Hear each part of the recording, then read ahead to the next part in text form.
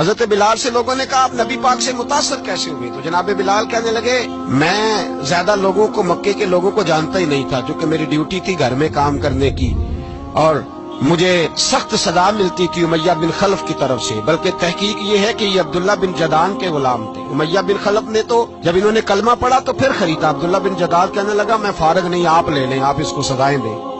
تو کہتے میں ان کے گھر میں ہوتا تھا، تو میں تو زیادہ لوگوں کو جانتا ہی نہیں تھا، کبھی مجھے موقع ہی نہیں ملا تھا باہر نکلنے کا، ہماری غلاموں کی کوئی زندگی نہیں ہوتی تھی۔ حضرت بلال کہتے ہیں ایک دن مجھے بخار چڑھ گیا بڑا تیز، میں لوگوں کو جانتا نہیں تھا۔ فرماتے مجھے تیز بخار چڑھ گیا تو ٹھنڈ بڑی سخت تھی، میرے مالک نے مجھے کئی کلو جوں دیے پیسنے کو چکی پہ۔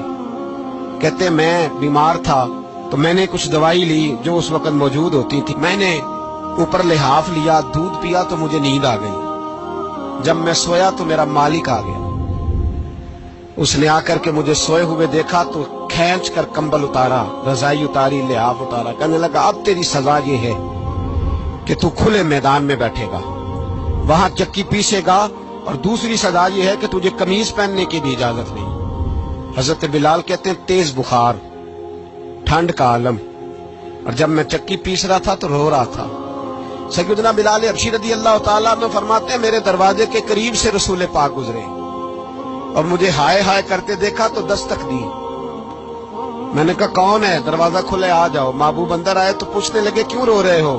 میں نے کہا جاؤ اپنا کام کرو، یہاں دکھ سارے پوچھتے ہیں، مداوا کوئی نہیں کرتا، یہاں باتیں سارے سنتے ہیں، یہاں تقریریں سارے کرتے ہیں، حقوق غریباں پر بات سارے کرتے ہیں، مداوا کوئی نہیں کرتا، جاؤ اپنا کام کرو۔ کہتے ہیں میں نے سخت جملے کہے معاذ اللہ، حضور چلے گئے، اور جب حضور جا رہے تھے تو میں کہہ رہا تھا بس جا رہے ہو نا، میں نے پہلے ہی کہا تھا جاؤ۔ کہتے ہیں قربان جاؤں، تھوڑی دیر گزری تو اللہ کے رسول کے ہاتھ میں گرم دودھ کا پیالہ تھا، کھجوریں تھی، حضور تشریف لائے اور کریم رسول نے مجھے کھجوریں دی، دودھ پلایا اور کہا چل جا کمبل میں بیٹھ جا۔ تو میں نے کہا چکی کون پیسے گا؟ وہ تو بڑا مارے گا۔ کہتے ہیں لوگوں اس نبی کا میلاد اور معراج بھول نہ جانا، اس رسول پاک کی محبتوں میں کمی نہ آنے دینا، اس محبوب کا نعرہ ساری دنیا میں لگا دینا۔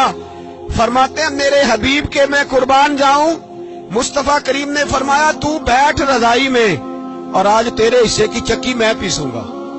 کہتے ہیں ساری رات حضور چکی پیستے رہے، ساری رات۔ سویرے میں اٹھا اور میرے حبیب پاک نے مجھے وہ سارا کچھ دیا اور خود چلے گئے۔ اگلی رات پھر آئی تو حضور پھر آ گئے، مجھے پھر رضائی میں لٹایا، دودھ پلایا اور ساری رات چکی پیسی۔ کہتے ہیں بس تیسرے دن حضور چکی پیس کے جانے لگے تو میں نے قدم تھام لیے، میں نے کہا حبیبہ دنیا ساری جھوٹ بولتی ہے، زمانہ سارا غلط کہتا ہے، جو غلاموں کے حصے کا کام کرے وہ اللہ کا سچا رسول ہوا کرتا ہے۔